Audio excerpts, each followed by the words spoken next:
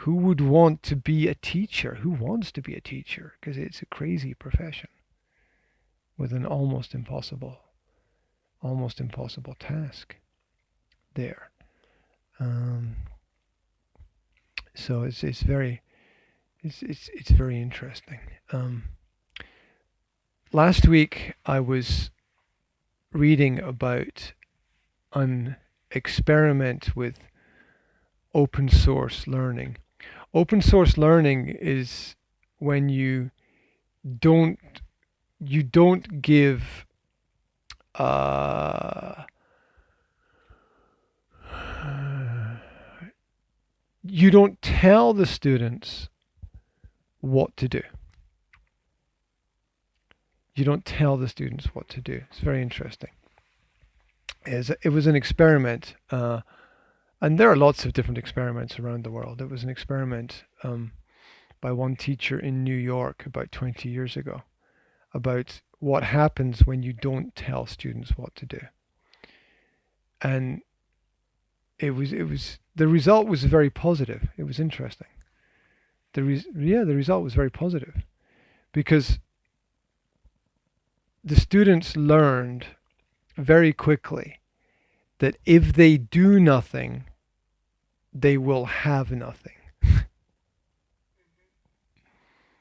If they do nothing, they will have nothing. And so for the first 2 or 3 weeks, the students didn't do a lot. But after that, they did more and more and more and more and more. And if you look at the productivity of an average student, and these students started here, but finished here, because they learned that if you want something, you have to do something to get it. And it was very interesting. No, the experiment was in New York. It was I had a book. I gave the book to a student.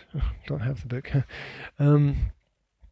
There was a teacher called John Taylor Gatto. He wrote 10 books on education, and one of his books was about experiments with open source learning.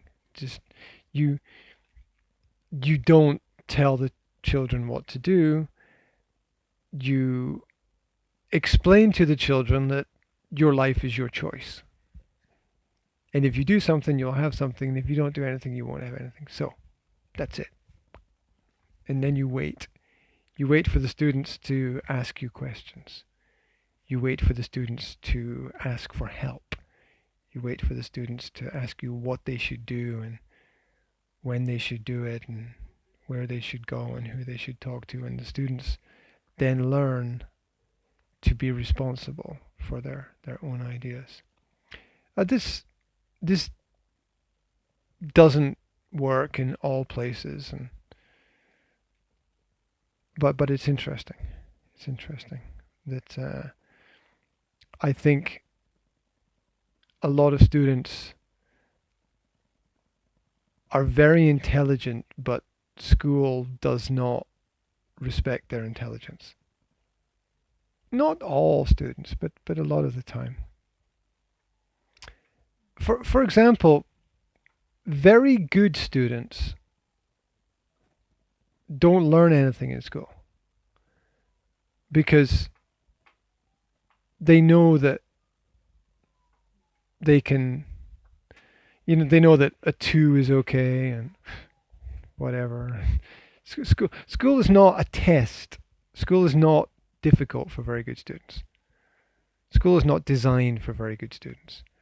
School is designed to help the people at the bottom get to the middle. It's not designed to help the people at the middle get to the top. Although it does sometimes.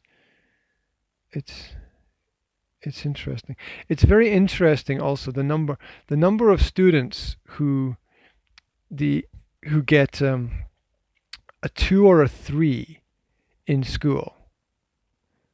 You know the grade system, 5, 4, 3, 2, 1. Like 1 is the best and 5 is the worst. So in school, a lot of students get 3s And then they go to university and they get ones at university.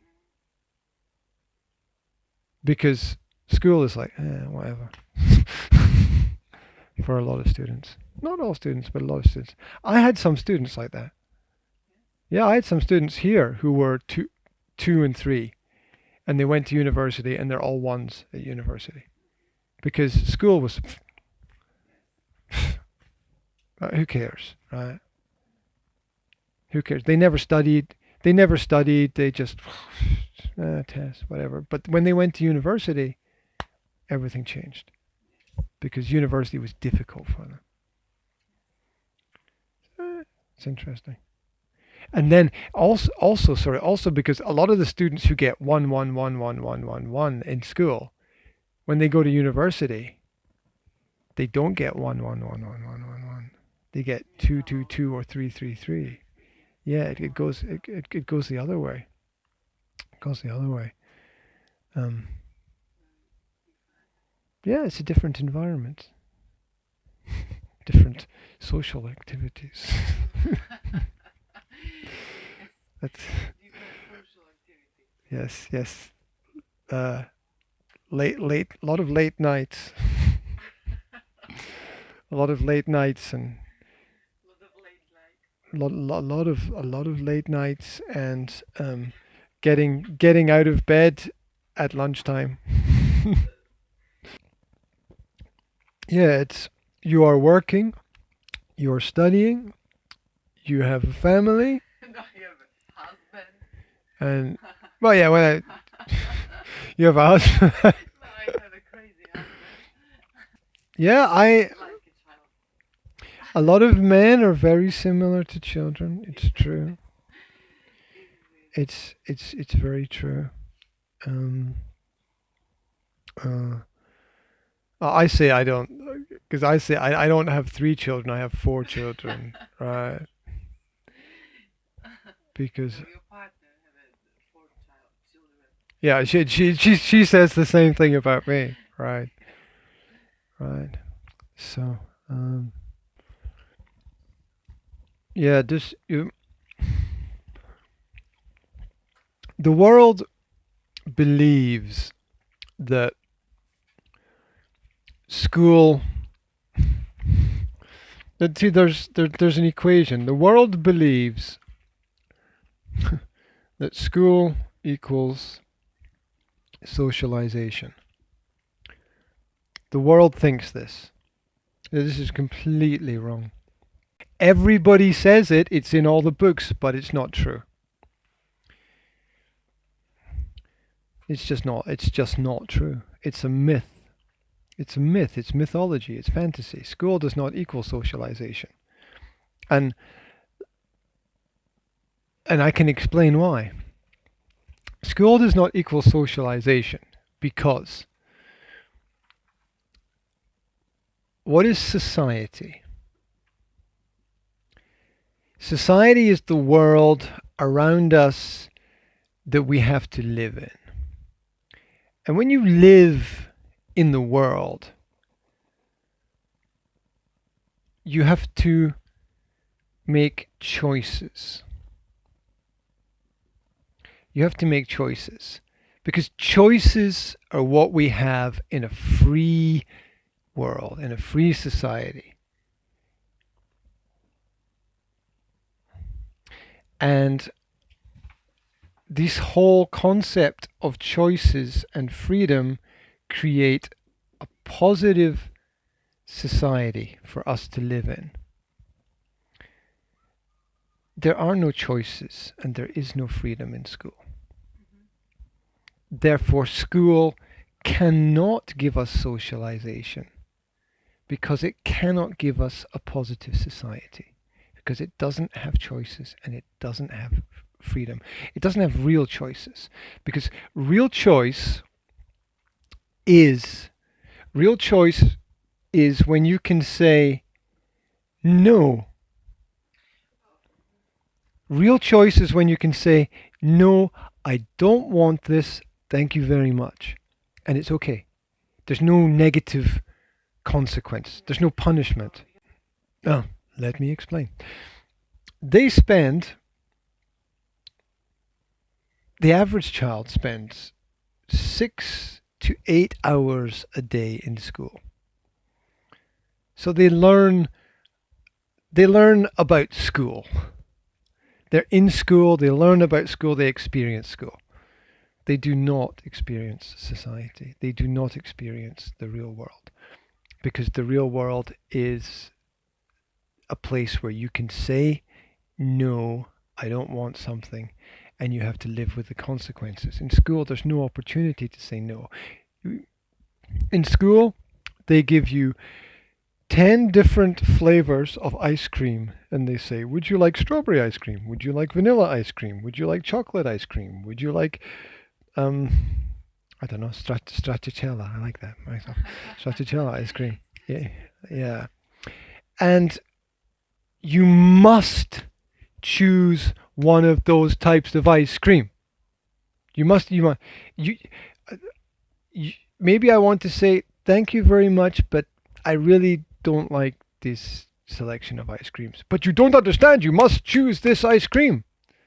So that's cool. There's a selection of choices that you must choose, because if you don't choose them, you have no future. If you don't choose them, which is not true, because everybody can create their own life in their own way, in their own world. And I think that it's great to have all these choices. I think it's fantastic. But even better is to have another choice, which is to say, all of those are great, but I would like to do something different. And that's what school doesn't have, but society does have. Society has this this extra choice. And basically what school teaches you, if you don't follow the rules, you're finished. School teaches you, if you don't follow the rules, you're finished. Which is training for society, because if you don't follow the rules of society, you go to prison. It's training for society, but it's not positive training. Because it's based on fear and not love. And this construct of fear is very difficult, because once again, children don't have a system to control their own fear. They live in a world of fear created by adults for them. And it's very frightening, and it's very scary for them. And this idea that in school you learn to be social is not possible, because school has basically the same rules as prison. School has basically the same rules as prison. Now, prison has a society. Prison has people who are social, but it's not the real world. It's not the real world. It's an artificial world. It's a fantasy world. It's a construct. It's a matrix. The same way that school has its community, school has its society, but it's a matrix. It's a matrix. It's not real. The real world is a very different place. On the other side, you can learn a lot of things, but you don't learn to be social. You learn to survive. Because you can't make friends with them, because they're in a different class from you. They're in a different year. They're different. How can you socialize when you spend every day with the same group of people in the same room, or the same rooms if you're moving around? Oh, they're not in the same room. They move. Yeah, to be with the same group of people over here, to be with the same group of people over here. How can you learn when you spend all your time with people who are the same age as you, with the same experience as you? If you spend all your time with everyone who is the same as you can't learn anything at all. Society is different because society is all mixed. The old, the young, the the the sane, the crazy. They're all mixed together. Yeah, that's society. School is very, very focused in specialized groups and classes where you can learn skills, and that's great. You can learn your math skill, your biology skill, your geography skill, your language skill. That's fantastic. But you can never learn social skills because you're never mixed. You're always with the same group of people. And so why are people antisocial? Because there's no real social world in school. And then when they leave school and go into the real world, they don't really know how to communicate with anybody because they have no experience communicating with anybody. They have no experience communicating with people who are younger.